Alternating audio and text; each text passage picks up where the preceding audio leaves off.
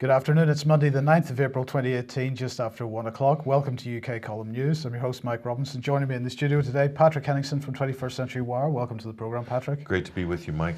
And also joining us today, and welcome to the programme, is Professor Piers Robinson. Welcome to the programme, Piers. You are involved, just as by way of introduction, you're involved with a working group on Syria, and particularly looking at disinformation or bogus information in the media. Just give us a little bit about that.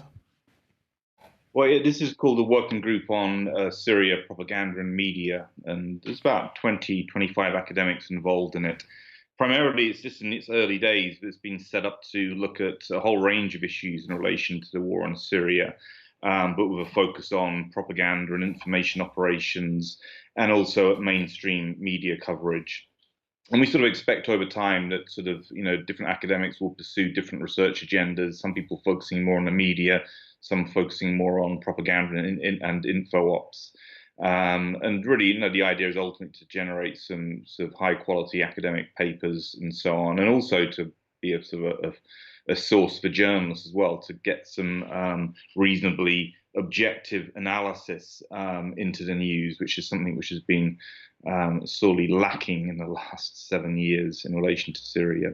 So yeah, that's the organisation or the working group we have set up, and it has a website which people can look at.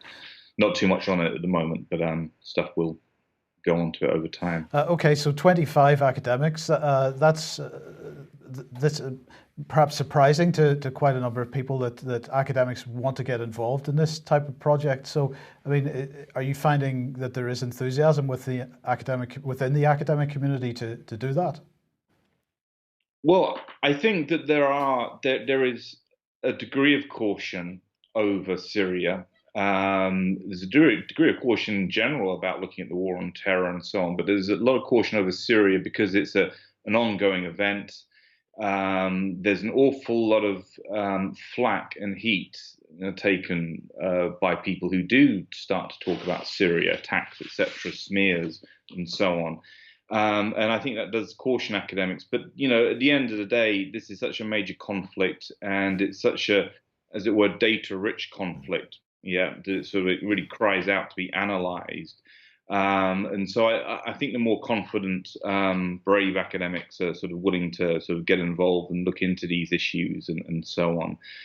But for sure, it's a tricky thing to do, and one incurs a lot of criticism, or I wouldn't call it criticism because I don't think it's particularly legitimate. You incur attacks and flack and so on from various corners who would perhaps rather have you not asking these questions and not investigating this area. But that makes it all the more reason for us to push through and to make sure this does get on the research agenda of mainstream academia. It will always take time. It takes a few years for these things to start producing material and so on. But I think over time, it will draw more attention and more academics will become involved when they start to sort of sit and reflect upon what we've been witnessing for the last 7 years. Just before we move on to Skripal, what is the URL for the website?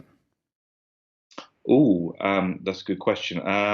Off the top of my head, I'm not quite sure. If you type in working group Syria propaganda media, that should come up fairly quickly. As to the website. Okay. I think it is. I think that's pretty much it. As the URL, yeah. But type in those words and it will come up. Okay. Or check on my Twitter feed, and I've got a link to it there. Okay, super. Thank you, Piers. Now, look, one of the things that the working group has done is to be right behind the investigation into the Novichok claims by the British government and so on. But I wanted to start off with this Express article. I believe this is from Friday, Patrick. Revealed the bombshell Russian message intercepted on day of Skripal poisonings. Well, this article claims to have a pretty impressive set of evidence with regard to secret intelligence. Yeah, this is from yesterday. I believe it's April 8th. But yeah, so this is the new case, Mike.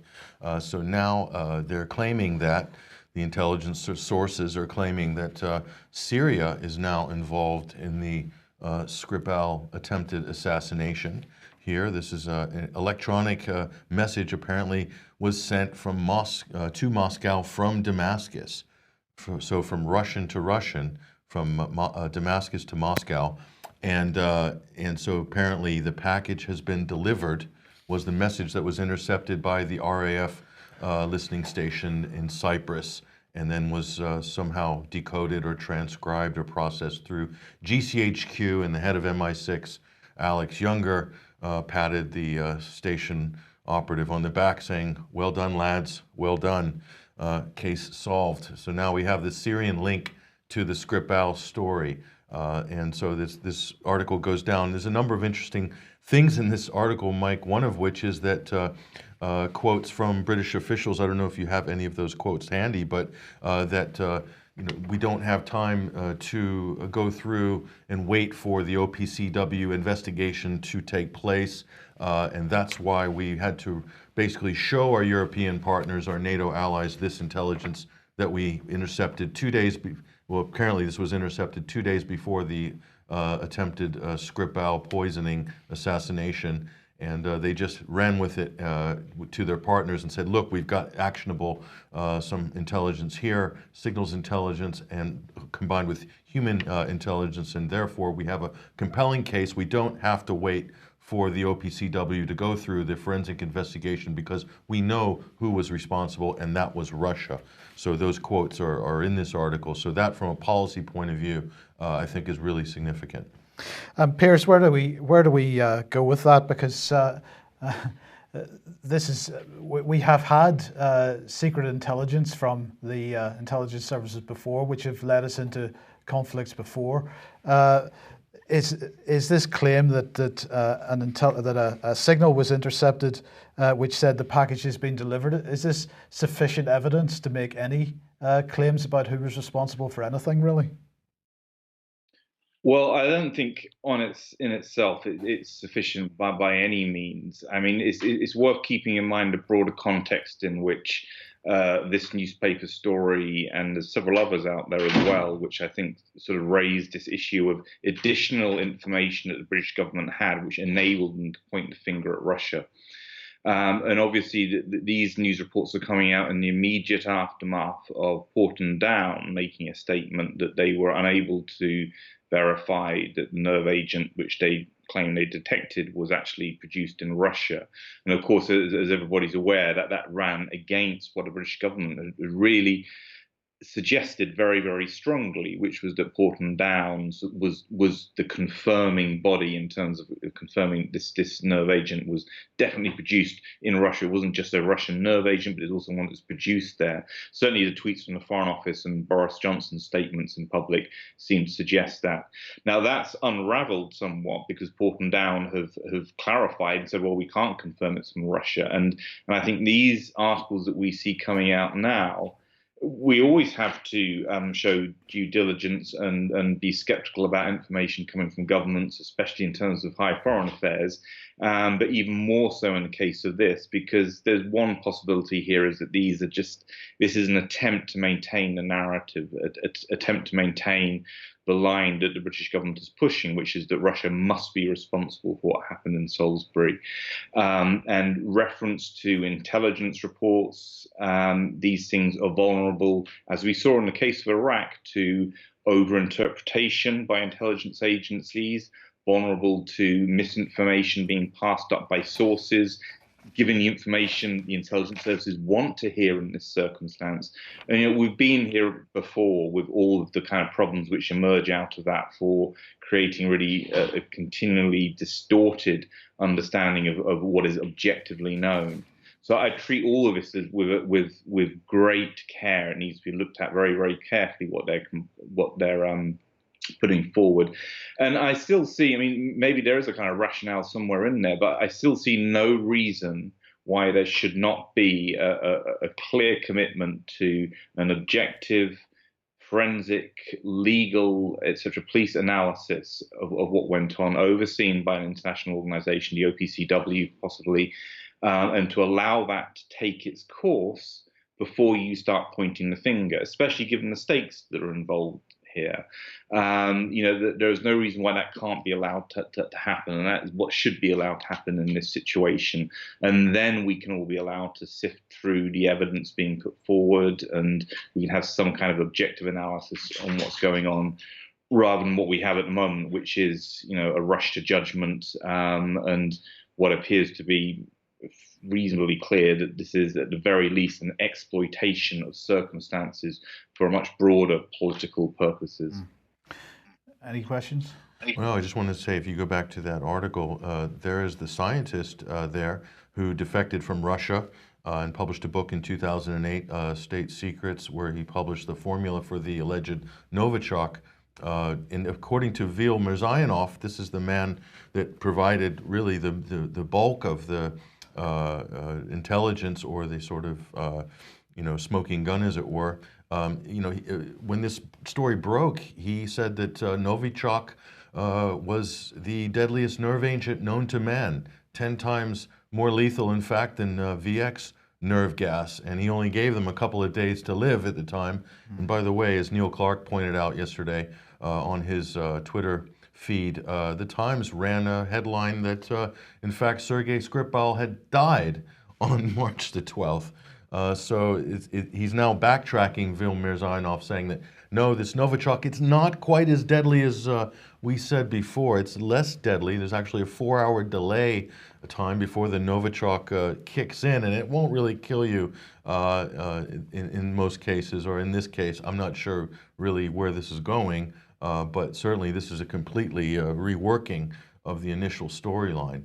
Now you're seeing rearguard action come into play. It's incredible, Mike. I mean, Piers, you were talking about objectivity and actually knowing what happened here. The bottom line is we still don't actually know what happened. We've got many stories about what might have happened, and some of them even competing stories. This Express article saying that as little as 15 milliliters would have been all that was needed by the agents wherever they left it. But we have the story that the Skripals apparently were infected on a door at their home, and then went off and had a meal in a restaurant, and went for a walk in the park, and sat down on a park bench, and only then started exhibiting serious symptoms. There is no objectively credible evidence for anything from start to finish, really, here, is there? Well, I think Patrick was right to pick up on Mirzayanov and the Russian exile, who is understood to be the source for many of the claims regarding Novichok, dating back to the early 1990s, and then in relation to the book that he put out in 2008. And that's one of the things that myself and others in the working group who are looking at this issue, and also looking at it in the context of CB, or chemical biological events in Syria, is looking into the history of Mirzayanov and looking at the history of this narrative regarding Novichok. And what is clear to us, what we have managed to establish so far, is that there are inconsistencies in the story that he puts forward. We also know that the compounds he identifies in his 2008 book were known, to Western intelligence services. We know that the Americans synthesized one of the compounds in 1998. And we know from WikiLeaks documents that there was express orders to discourage discussion, of Mirzayanov's book at OPCW meetings. So there's a sense in which the Western governments know a lot more about this Novichok than they've actually let on. There's questions over the consistency of Mirzayanov's story over 20 years. And there's also another critical point. I mean, he's the governor in exile of the Tatar region in Russia. So there's a political dimension to Mirzayanov, which is not really generally known. But that, of course, raises the question as to how reliable, or whether he should be treated as a kind of independent sort of source of information regarding this. And certainly, as you, Mike, pointed out, the story regarding the lethality of Novichok has changed since over the last few weeks. And all of it, at the end of the day, I mean, we don't know for sure. There are some things we know for sure, which is that we know more about these compounds than has been suggested so far. We don't know exactly what the reality behind all of this, and more importantly than that, yeah, we don't know the details, and really everything which has come to light so far, even this latest stuff coming out in the Express articles, simply begs more and more questions over this, and I think in some ways makes the initial starting position of the British government less and less tenable, in the sense that they were pointing the finger directly at Russia. So I think more and more questions, and I'm sort of suspecting this one is going to run and run, because there are so many problems and inconsistencies which need looking into regarding the official narrative. Piers, just to reiterate, a great piece published on Tim Hayward's blog, which is really a summary of the work that you're doing with your research group. And just to reiterate, the term Novichok it's not a scientific term. It's a representative. It's a narrative type term. It's not it's spoken of by Boris Johnson and by the newfound experts in the media as being this a deadly class of nerve agents, but in fact it's not. And I just wanted just quickly, if you can just reiterate that. Yeah. I think there is a strong possibility that the label Novichok is a bit of spin, a bit of info ops there, in terms of creating a name which can be associated in people's minds with Russia. Certainly the Russians deny ever having any programs specified or called Novichok. And there are instead these compounds, and there's a variety of programs from the 70s and 80s which might have had variations of the term Novichok.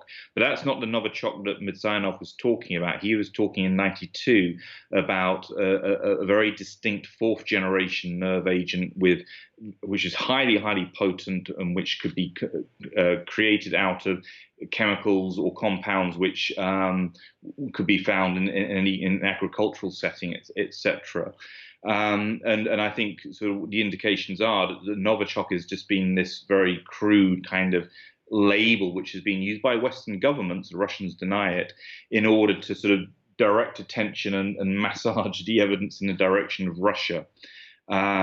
So yeah, that's and I think that's one of the things that we're looking at, is this question of how much the entire issue of the fourth generation nerve agents and this Novichok allegations from the West is possibly, okay, because we haven't established for sure yet, but is possibly best understood as a kind of part of an information operation on the part of the West at the end of the day, that this was something, a card which was going to get pulled out of the hat, pulled out at some point and played against Russia. And I suppose, I mean, if I was to say a final thing on all of this, and as I'm sure you both appreciate, that this needs to be understood in a broader context of what's happening in the international system. It needs to be understood in a broader context of the drive to demonize Russia over what's going on right this moment in Syria as well. So, if what we see in terms of the exploitation of this event is to do with these broader propaganda drives and the broader political objectives surrounding marginalizing Russia further, possibly taking us to a point of escalation and direct conflict with Russia in Syria or in other contexts, I think that's the kind of area, that's what we need to keep in mind when we're sort of focusing on the details of Skripal. Was it on the door handle, was it in the porridge, etc. These various things which have come out over time. That there's bigger processes at work here, and I think it would be naive to think that it's the Skripal and all of this issue is just isolated in any sense. This is being at the very least used as part of some pretty serious and some extremely worrying developments in the international system.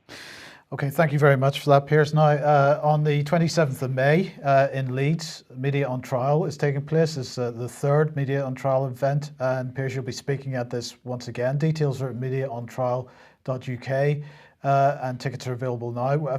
Do you know what the theme of your talk is going to be just yet? Well, I think one of the issues that I think that the entire event is being framed around is this question of journalism and its complicity or its relationship to terrorism, etc. And I think what I will try and do in terms of my introduction is to try to sort of give a sense of what we know now about how, in the context of a war on terror, which of course we've all been told is about fighting Islamic fundamentalism, fighting religious extremism, etc., that actually, in the case of Syria, we've been involved in a conflict where we have been supporting groups who we have claimed to be trying to fight and trying to oppose. And so there's a stark inconsistency and breakdown in the narrative, I think, from the West over the war on terror. And so what I'll try and do is just talk through what we know from the Chilcot inquiry about how the war on terror was understood by some people in Washington as just a way of mobilizing public support for other kinds of action in the international system, and also talk about what we know about, in the case of Syria, the relationship between the British and the Americans and the support of extremist groups, jihadist groups in that country, to give a little bit of context so that people have a bit more of a sense when we're talking about, why we should be raising the question of, how much of it is it a problem that we see journalists and mainstream media alongside some of these groups. This arguably contravenes counterterrorism legislation, etc. So I'll try and give the broader political context and a bit of understanding about quite how sort of dirty this war is that we have become, that we have been involved in, and also obviously fueled and arguably from some corners initiated in the first instance. Okay, Piers, look, thank you very much for joining us. Now, we're going to move on to Syria. Now, I know you're a bit short of time, but if you can hang with us, then feel free to jump in at any point here. But let's just have a look at this from The Independent. Syria civil war, dozens of civilians killed in chemical weapons attack on Douma in eastern Ghouta, says Monitor. Well, Patrick, it's the usual sources, the white helmets, these types of people, and the usual kind of language in this. Images on social media appeared to show families, mostly women and children, foaming from the mouth. As you can see the video, we've got 3 babies in shot, fourth child there. That's it, case closed. That's all that's required. But take a look at the subtitle on the headline, Mike. U.S. State Department says it is monitoring the situation and that Russia should be blamed if chemicals were used.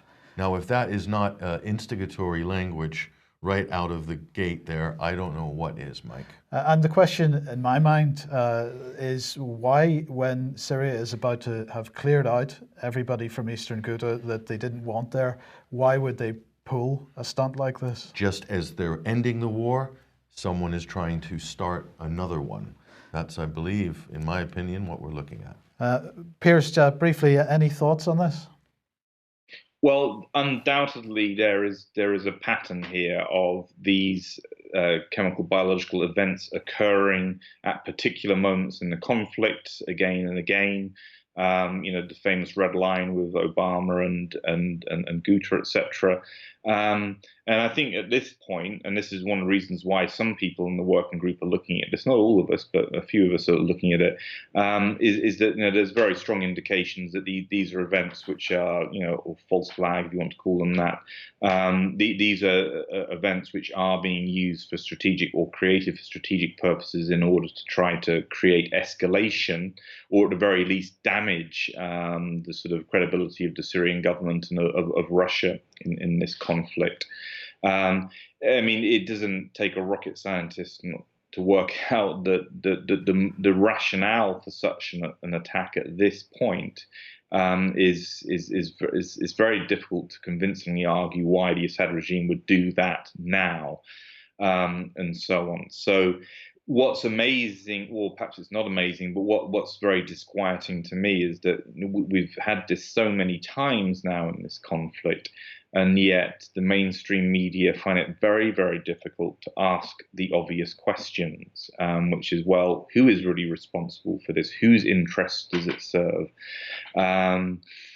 So I think it fits a pattern, and it fits a pattern which absolutely needs to be, if it's not going to be looked at by the mainstream media, then it needs to be looked at by academics who are going to take the time to really interrogate the evidence that there is, because it certainly doesn't look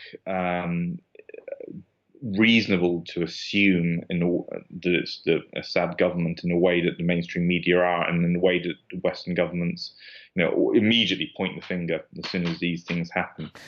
Yeah. There's probably a very different reality, and that's putting it, in nice, careful academic terms. Absolutely. And Patrick, your illustrious president had a pretty horrendous tweet as a result of these allegations of a chemical attack. You animal, Assad. I wanted to highlight the comments from Colonel Pat Lang, former Defense Intelligence Agency individual. This is his blog here, Sic Semper Tyrannis. He said, this is in response to President Trump's tweet, he said, "Our beloved president has once again been watching a bit too much TV news. Does it ever occur to him to pick up the secure phone and call the watch officer at CIA, NSA or wherever and ask if they think the news reports are correct? All of these information feeds to the to the mainstream media and thence to the president's ears are news feeds from the propaganda apparatus of the rebels, much of it supported financially by the British government's foreign ministry and delivered through MI6. What on earth motivates the UK in this devilment?" And then, of course, there's the extreme groupthink on the part of US and European mainstream media in parroting these objectively unproven claims. He seems to have hit the nail on the head there, Patrick. Indeed, he has. And so you see Donald Trump doing more or less a rerun of 1 year ago when the United States launched a cruise missile attack on the Shirat Air Force Base in the Homs province of Syria. And what was the basis of that attack at the time were a couple of YouTube videos, and likely uploaded by the White Helmets themselves. That was the extent of the evidence, Mike. So the U.S. set a precedent there. Donald Trump set a new precedent, which is that war could be waged on the basis of social media. So, and here we see pretty much the same thing, although these videos are heavily edited with children holding babies, laundered through the Independent, laundered through the Guardian, laundered through the entire mainstream media apparatus. One also might ask the question, if you work in the PR field, how do they place these videos on time at each of these supposedly independent media organizations all at once, perfectly streamlined? Is there not a middleman, a person? Is there not a Bell Pottinger type PR company working hand in hand with government agencies to streamline the media coverage across the entirety of the Western media? It is truly a remarkable feat when you think about it. For any of you who work in PR, you'll know what I'm talking about. And we'll just remind everybody, as Ron Paul has here in his tweet, that prior to becoming president, Donald Trump was absolutely in the position that we should not be attacking Syria. He seems to, well, he does blow with the wind. Well, once again, Ron Paul hits the nail on the head, as he normally does. This was Donald Trump in September 2013 when Obama was mulling over the red line, which became a pink line and quickly dissolved. Donald Trump said, again, to our very foolish leader, do not attack Syria. If you do, many very bad things will happen. And from that fight, the U.S. gets nothing. That was Donald Trump during the Obama administration. Oh, how times have changed.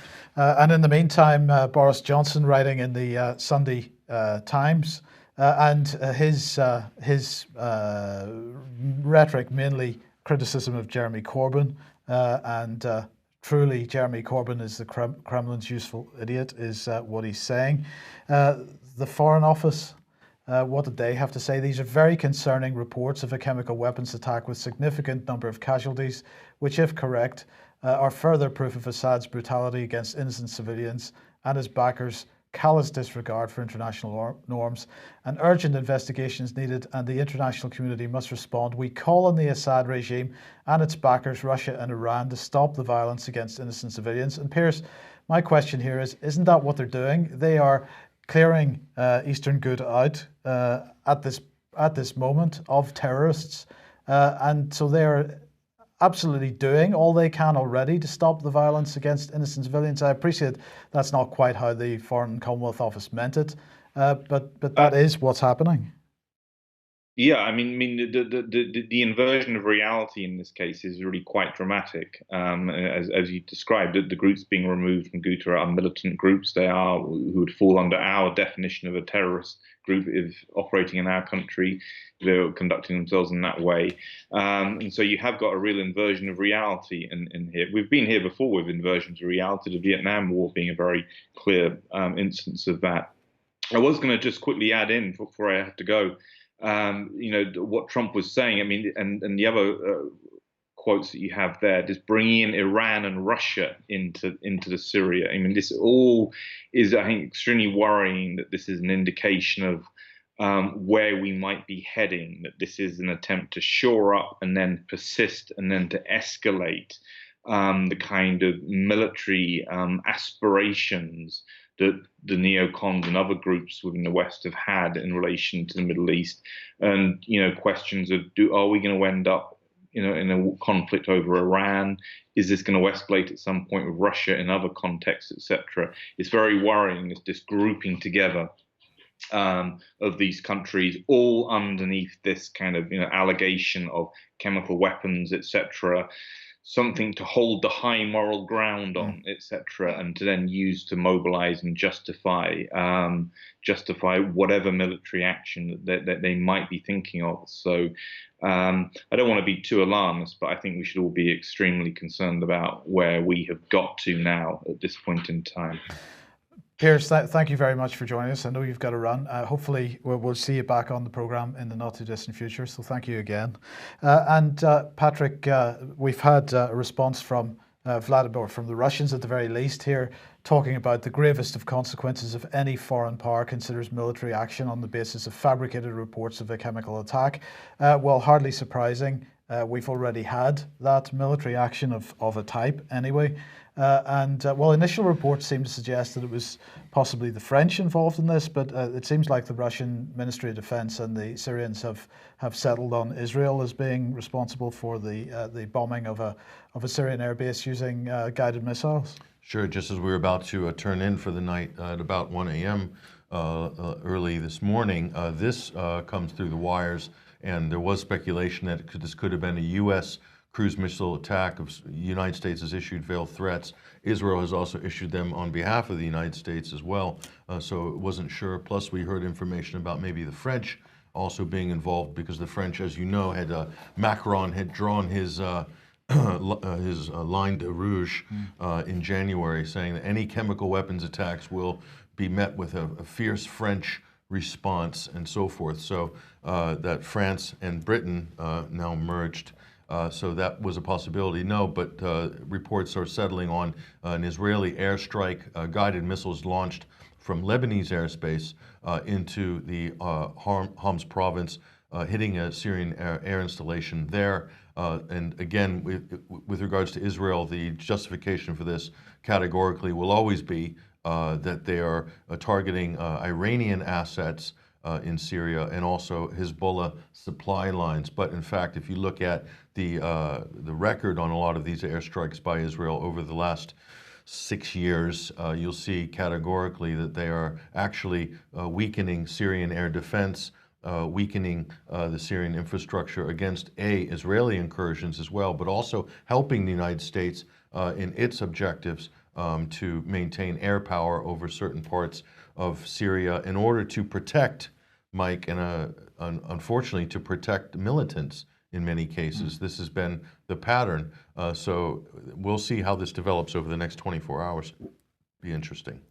Okay, now we want to talk a little bit about the media here. And you wanted to highlight 2 Times articles. These are search engine results. We won't say which, but everybody will recognize it, I'm sure. May battles to preserve alliance against Russia. That's one Times News article. And the other one is UK locates source of Novichok agent used in Salisbury. And your point here really is that if you look at the articles as they were originally published, here is May battles to preserve alliance against Russia on the front page of the Times. And this article was, I believe, published in exactly the same form online at the time. Sure. So this was around April 4th. I'm not sure. Correct me if I'm slightly off on the date. But so yeah, this went out on the print edition. Okay, this is a very disturbing trend. This went out in the print edition, and this article is very damaging to the to Downing Street's narrative, because it basically points out that one of the heads of the German Christian Democrats Union, a really loyal deputy, really, of Angela Merkel, Armin Laschet, he basically chastised the British government for pulling in the EU partners and the NATO partners for this coalition of solidarity based on no evidence at all. So that is the sort of May's anti-Russia alliance. And so so if you go and look for this online on the Times newspaper online, this is what you find. It's been redirected, so the URL's still there, but they've wiped the article and they've changed it to Johnson under fire after Foreign Office deletes Porton down tweet. And you might say, well, that was just a one-off, Mike, but in fact it's not. We also have this story. UK locates source of Salisbury nerve agent. They found the Russian Porton down version, the Russian secret lab where they're stockpiling Novichok. This is coming out of the Times. So arguably this was right after the Porton down admission by the executive director, Mr. Aikenhead. And so then this story comes out by the Times to try to shore up the government narrative or to deflect from the fact that the government narrative is falling to pieces. And I want to find this story online, and this is what I get. Britain and Russia set for UN showdown as Moscow denies it made nerve agent. But the point here is that when you do the search for it, the search results show the original headline. So at some point, the online story was identical to what was published in print. Originally it was. And then it's been changed. It was. So this is what the Times are doing right now. And you have to know that the Times and the Sunday Times are running point on all the propaganda for this Skripal affair. So they're running point, and who knows who's in charge of the editorial desk at the Times and the Sunday Times, but I'm telling you right now that it's not journalists who are doing it, or if they are, they're probably maybe have some dual loyalties, perhaps, we'll put it that way. But so what are the Times doing? This is a dangerous precedent, Mike, because now you don't know, there's no way to track the legacy or the genealogy of a particular story. They're literally wiping and rewriting their own history. So they're putting stuff out to get maximum public traction on the newsstands. So the propaganda goes out, penetrates into the public, crazy headlines, mad conspiracy theories, fake news, and cooked up, sexed up intelligence in most cases from anonymous sources, authorities, official sources, and then it disappears.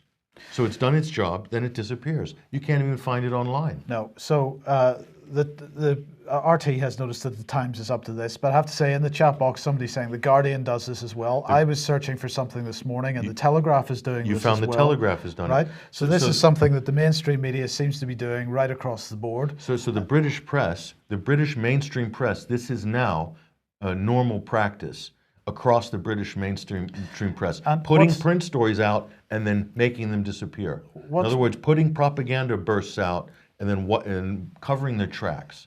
They're all doing it.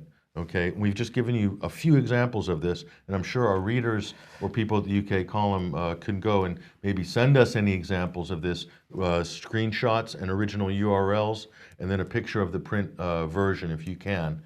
To put those cases together, but it's shocking. And what do journalistic standards say about this? What's expected in the journalist community, in the media community on this? Well, you'd think this would be at the top of the agenda of Theresa May's new crack fake news task force, or the disinfo labs being run by the many government departments, including the Foreign and Commonwealth Office. A bit ironic that they would have a disinfo lab or Department of Disinformation. I think the irony might be lost. Counter disinformation. Counter disinformation, yeah. which is really, yes. counter truth, really. But so that's a good question. Anyway, what does this leads into? A couple of other events where we'll be speaking about this topic. I'll be speaking about this at AV9 this year. So AV9, 4th to 7th of May, Howard House Hotel. Very few rooms still available. Do get rooms and tickets still available. Do get them and do get along if you can. Friday the 4th, Monday the 7th of May, near Milton Keynes. Alternativeview.co.uk for the details on that. And then the following weekend on the 12th in the Albert Hall in Nottingham, Dying for Good Health. A unique conference on the National Health Service, some spectacular speakers at that. Details on the UK Column events page. Do come to this, and please do share it and promote it, because this is something that the British government is pretty keen not to take place, we know. And let me just add, Nottingham is a fantastic location, Mike, because of its centrality, so very easy to get to within a decent drive from a number of different locations. So do, I think, really get out and support that event if you're able to. And bring a friend, because let's face it, the issue of health and your well-being and your family's well-being is of everybody's interest. Absolutely. So it's a really important event to support. This will be the first one of its type. Absolutely. Now, let's move on to this quickly. Senseless violence, this is the Sun. Senseless violence, stabbings in London 2018 from Walthamstow to Herne Hill to Highbury to Islington. Knife crime statistics in the UK. Now, we've been hearing this news about London being the most violent city, much more violent than New York in recent statistics. And the first question in my mind was, well, is this something new? Are the numbers rising? And the other question in my mind was what's coming? And today we found out. So here the Sun is saying that Met Police records show that 37,443 recorded knife offences and 6,694 recorded gun offences across the UK in the year up to September 2017. In London, the problem was even more pronounced than the rest of the country, with 12,980 knife crimes taking place in the capital, 2,452 more than the equivalent previous year. Knife crime across the country has risen by 21% in 12 months to September 2017. And stabbings in London are at the highest level in 6 years, with a 23% rise from the previous year. So what's coming? What's this all about? Well, here we go. The first piece of news is the Offensive Weapons Bill has been announced. This is a ban on the sale of the most dangerous corrosive products to under 18s, tough restrictions on online sale of knives. This was announced yesterday. Government is going to make it a criminal offence to possess corrosive substances in public. And publicly consult on extending stop and search powers to enable the police to search for seize acid from people carrying it in public without good reason. The Offensive Weapons Bill is going to come forward within the next couple of weeks. It's also going to make it illegal to possess certain offensive weapons like zombie knives and knuckle dusters in private. So you're not allowed to have them even if you have them in your own home. Not even in your own home. Not even your own home. Okay, this is a new level of invasion by the state into the personal space. Okay, so the other things that they intend to bring in are stopping knives being sent to residential addresses after they're bought online, changing the legal definition for threatening with an offensive weapon to make prosecutions easier, banning the possession of a knife on a further education premises, banning rapid-firing rifles and certain powerful firearms and bump stocks, which increase a rifle's rate of fire, updating the definition of a flick knife to reflect changing weapons design. But it doesn't end there, Patrick, because I wonder, can you suggest what might be the most offensive weapon of them all? Well, from a government's perspective, it has to be social media. Social media. So here we are. There is the Twitter bird. That's rude boy Twitter, yes. Rude boy Twitter. Yes, Twitter Offensive Weapons Bill 2018.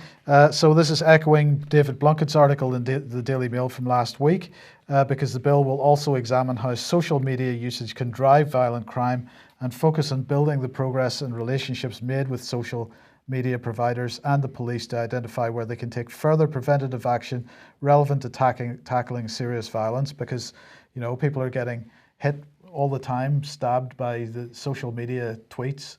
They're so cutting that they result in death and destruction. Just as dangerous as a gun, apparently we're told, social media, according to the government anyway. So more dangerous. Right? So Amber Rudd was giving a speech today, and she was calling on social media companies to do much more to tackle gang material hosted on their sites. So it's not just about terrorism, it's now about gang material. But it gets better. Because today, during that speech, she was launching the Serious Violence Strategy. This is a multi-million-pound commitment to steering young people away from crime and tackling violent drug-dealing gangs through the government's first serious violence strategy. £40 million of Home Office funding, a major shift in the government's response to knife crime and gun crime, And they say it strikes a balance between prevention and robust law enforcement with a new £11 million early intervention youth fund for community projects to help young people live lives free of violence. The strategy identifies the changing drugs market, in particular the devastating impact of crack cocaine, because I mean there's been no crack cocaine on the streets for ages. I don't think so. Yeah. There's plenty of everything on the streets. As a key driver for the violence harming our communities, includes £3.6 million to establish a new national county lines coordination centre. She's going to launch the serious violence strategy at an event in London. She did that this morning. And she's going to announce that a new serious violence task force, which will bring together the voluntary sector, local government, police and other key sectors to ensure the strategy is delivering effectively. So once again, we have this merging of governance between various sectors of society. And in addition to the £40 million, they're going to provide £13 million Trusted Relationships Fund through the Home Office, £40 million Youth Investment Fund, a £90 million of dormant accounts money. So this is big society, but the key point is, what's it all about? Early intervention, NGOs, charities. How about just offering these kids opportunities for productive jobs and futures, and maybe some way to make a living, some way to be able to afford to buy a house in London? That might be a help, would it not, instead of this nonsense? We spoke about this on the Sunday Wire last night. Great episode if you get a chance to go and listen to it. But how about an economy? This is a bright idea, Mike. What about an economy that creates productive jobs? How far would that go to solving some of these problems? But or we've got 60 million pounds for the white helmets from the British government. I think almost 100 million, in fact, more than any of these kids have gotten, maybe in the last decade. I don't know, over two Tory governments, but or I don't know. I guess start distributing white helmets in Britain, creating jobs that way. I guess I don't know. There's money for white helmets. That's all I know, Mike. There's lots of money for white helmets, but there's not money for anything else. Yes. Okay. Well, look, we're just going to leave it briefly on this one very quickly, Patrick, because Brexit lacks democratic mandate. This is the whistleblower from Cambridge Analytica. Quite staggering that this young guy from the United States or Canada or wherever it is he's from is now being held up by the mainstream media as the perfect example to tell us Brits about democratic mandates and whether we should be in the European Union or not. So who is the guy with pink hair now doing the rounds across the British media, basically lecturing Britain about how Brexit was undemocratic and there should be another referendum? This is the so-called whistleblower from Cambridge Analytica. I think you need to be suspicious of some of these people who call themselves whistleblowers, who may in fact be planted into a political situation. Let's just put it that way. I find it his whole delivery on Brexit is very scripted, very contrived, and I think people should be very suspicious as to how this person has been elevated overnight and been given prime placement across all of the major broadcast networks to be basically lobbying for a second referendum on the back of this so-called scandal with Cambridge Analytica. I personally am very suspicious about this, Mike. I don't know. It seems too good to be true. What do you think? Well, what I think is I'm seeing an agenda building and, of course, Channel 4 News, as usual, leading because Aggregate IQ linked to Cambridge Analytica and Channel 4 News in this little video absolutely asking the question, what effect did these people have on the Brexit referendum? Did they swing the vote? This is the narrative, the next narrative which is coming along. Listen, Cambridge Analytica, it's looking more and more like a casus belli. Okay, this ship has been set on fire by Sir Francis Drake and basically sailed right into the middle of the Spanish Armada to burn everything down. This is what this looks like to me. So I am not. But I cannot understand, Mike, how people could buy the story that this great established firm that's used by all of the establishment, defense establishment, political establishment in Britain, in the US, and Canada, everywhere, is somehow now going to be hung out to dry and all of a sudden these whistleblowers emerge, and then now they're working to reverse the Brexit result. I thought Vladimir Putin made Brexit happen. I don't know, is that not happening anymore? Apparently that's been dropped. That's been dropped, Pat. Wow. Okay, that's it for today. Thank you very much for joining us, Patrick. Thank you very much to Piers Robinson for joining us. We'll be back at the same time tomorrow. If you like what we're doing, please consider taking out a subscription or making a donation, because we can only do this with your help. And thanks very much for everybody that's joined in the last few days and weeks. We will be back at the same time, as I say, tomorrow. We'll see you then. Bye-bye.